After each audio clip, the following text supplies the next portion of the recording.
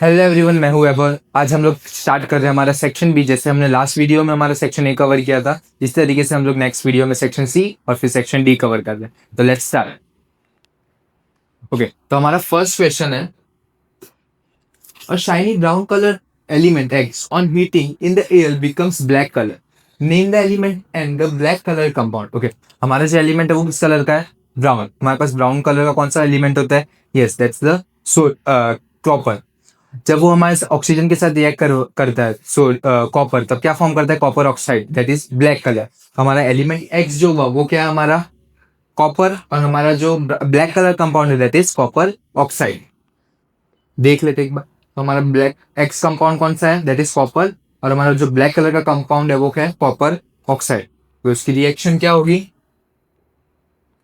Okay, तो हमारा copper react करेगा ऑक्सीजन के साथ और हमें देगा कॉपर ऑक्साइड। इसको बैलेंस कर लेते हैं तो आएगा यहाँ पे 2, यहाँ पे 2। ओके, तो बैलेंस हो गया हमारा। नेक्स्ट,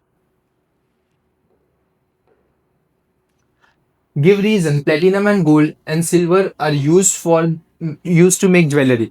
हम मोस्टली हमारी ज्वेलरी किसका बनाते हैं? गोल्ड सिल्वर का। उसका मेनली 3 रीजन होता है। फर्स्ट है हमारा उनका lustrous property. Second, they are malleable and ductile, जिसका मतलब हम उसको wire as well as sheet में कन्वर्ट कर सकते हैं। और थर्ड, उनका रेजिस्टेंस टुवर्ड्स द कोरोजन, वो इतने रिएक्टिव नहीं होते बाकी मेटल्स की तरह। ओके, तो देखते हैं। तो हमारी first property, they are lustrous, मतलब उनका जो शाइन होता है उसकी वजह से। Second, they are malleable and ductile. Third है, they are resistance to corrosion and tarnishing. Okay, third है हमारा, draw neat and label diagram showing the nutrition in amoeba. Okay, तो अमीबा में कैसे टाइप का न्यूट्रिशन होता है? That is heterotrophic type of nutrition.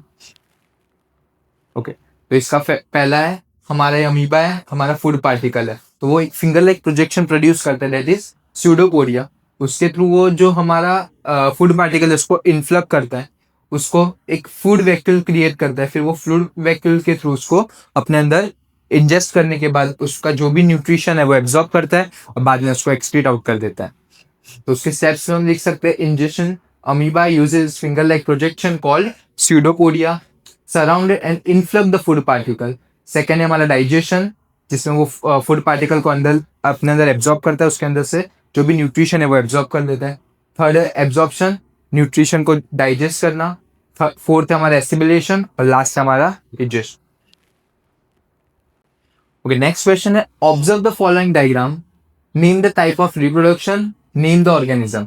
Okay, तो हम जैसे कि देख सकते हैं यहाँ पे एक सिंगल पेरेंसी इन्वॉल्व है इन रिप्रोडक्शन। सो ये कौन सा टाइप का रिप्रोडक्शन होगा? That is asexual reproduction. और हमारा जो ऑर्गेनिज्म है वो क्या है? हाइड्रा। जैसे हम देख सकते हैं, asexual reproduction and hydra.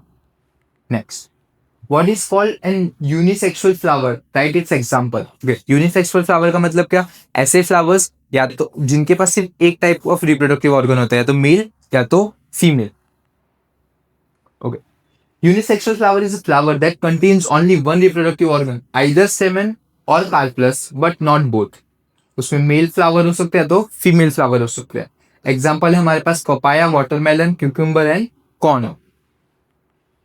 Next, Why does the sky appears dark instead of blue to an astronaut? Okay, जब हम नॉर्मल स्काई को देखते हैं तो वो कौन से कलर का होता है? ब्लू कलर का। बट एज ए एस्ट्रोनॉट जब हम बाहर से स्काई को देखेंगे तो वो कैसा होगा? एकदम डार्क कलर का। उसका मेन रीजन क्या होता है? Scattering of light. जब भी हमारी व्हाइट लाइट, सन की जो लाइट होती है वो आती है हमारे एटमॉस्फेयर में, तो वहां पे क्या होता है? टाइनी पार्टिकल्स प्रेजेंट होते हैं, जिसकी वजह से हमारी जो व्हाइट लाइट है वो स्कैटर आउट होती है और हमें स्काई ब्लू कलर का दिखाई देता है। बट हमारे क्या बोलते हैं, आउटर स्पेस में हम क्या बात करते हैं? वहां पे वैक्यूम होता है, तो कोई भी पार्टिकल प्रेजेंट ही नहीं होता, जिसकी वजह से लाइट स्कैटर नहीं होती है। Okay, the sky appears dark और black to an astronaut because there is no atmosphere in the space to scatter the light, sunlight. On the Earth, air molecules scatter the blue light from the sun and making the sky look blue. But in the space, no air, no scattering. Okay, next हमारा numerical. तो इसमें question क्या दिया हुआ है? A current of 0.5 ampere drawn from a filament electric bulb for 20 minutes. Find the amount of electric charge. हमें क्या find करना है? क्यू फाइंड करना है। हमें क्या दिया हुआ है? हमारा करंट दिया हुआ है एज वेल एज टाइम दिया हुआ है। तो हम पहले गिवन लिख लेते हैं। गिवन में हमारे पास क्या है, करंट है दैट इज 0.5 एम्पियर और हमारा टाइम दिया हुआ है हमें 20 मिनट्स। तो इसको पहले हम सेकेंड में कन्वर्ट कर लेते हैं, तो 20 into 60 that is 1200 second.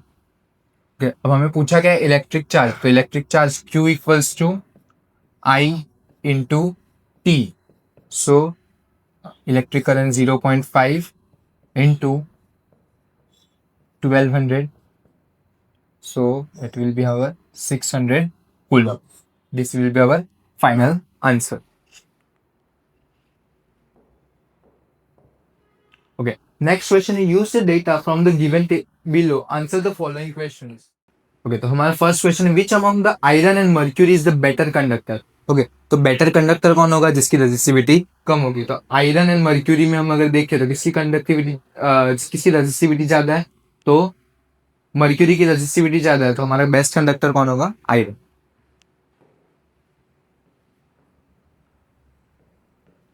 Okay, next है which material is the best conductor. इन सब में से बेस्ट कंडक्टर कौन होगा, तो सेम जैसे जिसकी रेजिस्टिविटी सबसे कम वो बेस्ट कंडक्टर, तो इसमें silver is the best conductor. तो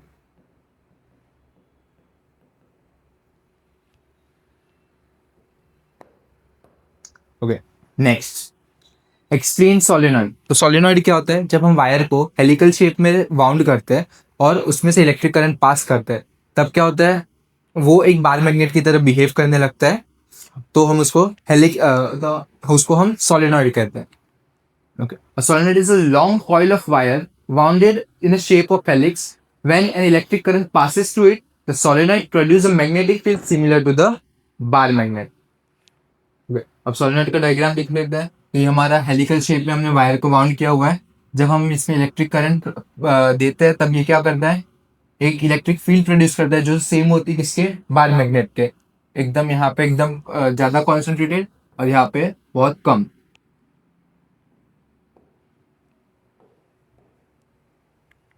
next, how can you help in reducing the problem of waste disposal, give any two method. Okay, हम वेस्ट डिस्पोजल का मेथड क्या कर सकते हैं, हम नॉर्मली इसमें 3 R's लिख सकते हैं, that is reuse, reduce, recycling, या फिर हम कोई भी मेथड लिख सकते हैं जिससे हम वेस्ट कम कर सकते हैं। Okay, we can help in reducing the problem of waste disposable by reducing, reusing and recycling waste. Two common methods are recycling and composting.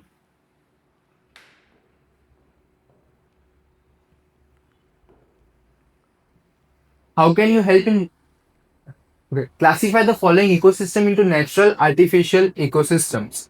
Okay, तो नेचुरल इकोसिस्टम और आर्टिफिशियल इकोसिस्टम में हमें क्लासीफाई करना है। तो इसमें से हमारे पास नेचुरल कौन कौन सा होगा, नेचुरल होगा forest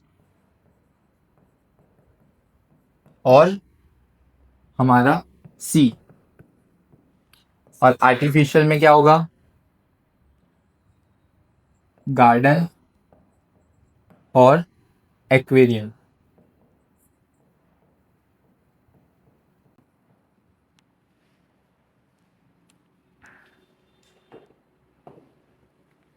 okay, next state the organs of human respiratory system.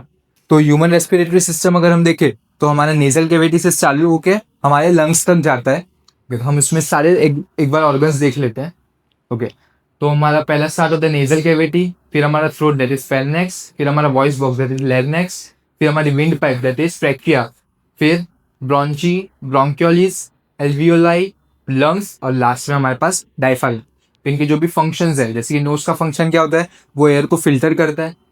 Second, throat का काम क्या होता है, वो हमारे नेजल पाइप हमारे नोज को हमारे लैरिंक्स के साथ कनेक्ट करता है वॉइस बॉक्स के साथ। वॉइस बॉक्स क्या करता है, जो भी हमारा एयर है उसको थ्रोट विंड पाइप तक पहुंचाता है। विंड पाइप के थ्रू वो जाता है लंग्स में, जहाँ पे हमारे दोनों लंग्स में डिविजन्स होते हैं, दैट इज ब्रोंचाइज, ब्रोंक्योलिस, एल्वियोलाई। अब एल्वियोलाई में क्या होता है, वहां पे एक्सचेंज ऑफ गैसेज होते हैं from carbon dioxide to oxygen, फिर ऑक्सीजन हम इनहेल आउट करते हैं। फिर डायफ्राग्राम, डायफ्राग्राम क्या होता है, वो मस्कुलर एक शीट है जो कि हमारे लंग्स को इनहेल और एक्सहेल करने में हेल्प करती है। नेक्स्ट है explain Fleming's left hand rule. Okay, Fleming's left hand rule हम क्यों यूज करते हैं, कोई भी एक करंट कैरिंग कंडक्टर में फोर्स का डायरेक्शन क्या है उसको फाइंड करने के लिए। तो उसमें बेसिक रूल क्या होता है, हमारे लेफ्ट हैंड की तीनों उंगलियां that is thumb, middle finger और इंडेक्स फिंगर, इनको म्यूचुअली परपेंडिकुलर डायरेक्शन में ओपन करेंगे। जब हमारा मिडिल फिंगर है वो करंट की डायरेक्शन में, हमारा इंडेक्स फिंगर है वो हमारे